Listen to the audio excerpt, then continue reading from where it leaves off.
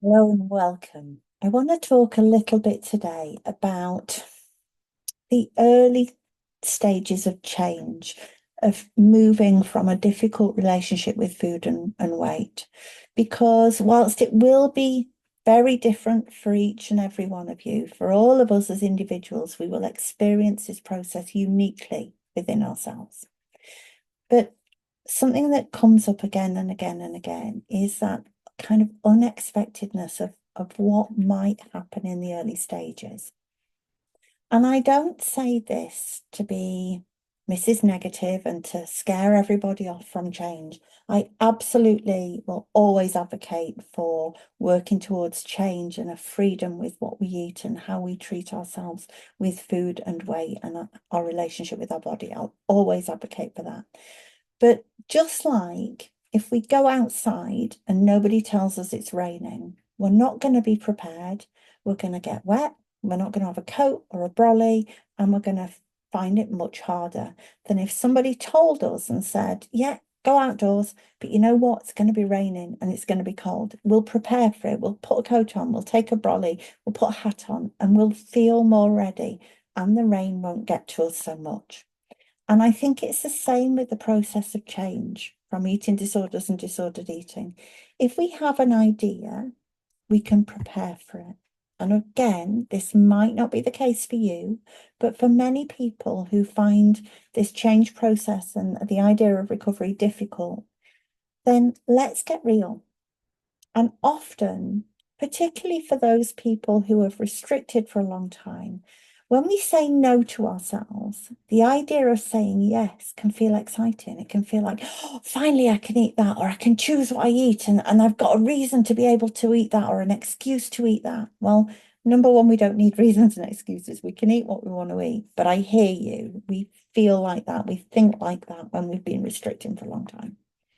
But the reality is, as soon as somebody says yes, we kind of feel like, oh, I don't want it now. It doesn't feel the same.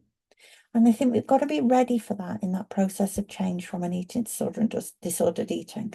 We've got to be ready that potentially, as soon as we can give ourselves or somebody else gives us that permission to say, yes, you can eat what you've wanted to eat and restricted for a long time, it feels like it lets us down. It's disappointing. And then we think, oh, there's no point. I'm just not going to eat it again. But that's the time when we've got to push through. I think the idea of eating more when we've restricted is often a wonderful idea. The reality, as with most things, is often very different. And the reality is when we say yes, we eat those foods, they bring up a whole raft of emotions that we've kept pushed down because we've not allowed ourselves that freedom with food. We've used food to manage emotions. And when we change that, the emotions are going to come up. So you're going to feel a whole raft of emotions that actually then we place on the food. Well, it's disappointing, or it doesn't make me feel good, or why would I bother with that when I feel like this? And the key to remember is short term versus long term. In the short term, it's going to be hard. And I can tell you from personal experience, my recovery from my eating disorder is the hardest thing I've ever done. And it's the best thing I've ever done. I'm so glad I did it. I wouldn't want to go through it again, but I will always advocate for change from an eating disorder. It's always, always better than the restriction, the kind of lack of control that we have. Yes, we have an illusion of control within restricted eating or an eating disorder, but it's not really control. We don't have choices. So to work towards the freedom of choice is always going to be worth it in the long run. But in the short term, it'll bring a lot of hard stuff. It'll feel disappointing at times. It'll feel like it's not worth it.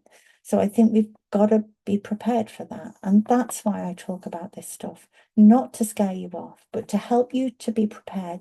So you've got what you need around you with people, with support within you, that ability, those tools to be able to sit and say, okay, these feelings feel big right now. How do I bring myself to focus on something else? How do I focus on what matters to me? How can I stay in the present when my mind's all over and scared? So think about, what do you need? And how do you get through these tough times without saying, not worth it, I'm not going there? Because we've got to learn to say, okay, it feels like a long way away to get to where I ultimately want to be.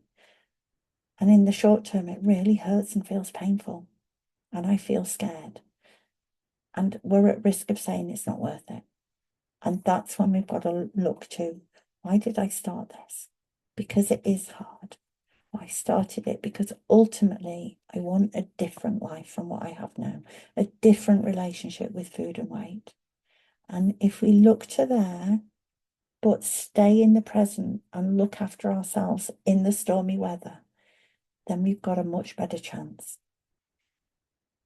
But I tell you about the hardships and the disappointing reactions to being able to allow different foods and then feeling a bit rubbish and a bit disappointed and a bit not worth it, because when we're prepared, we can cover ourselves, we can prepare, we can feel ready for what's coming, and we're not going to be surprised and knocked over.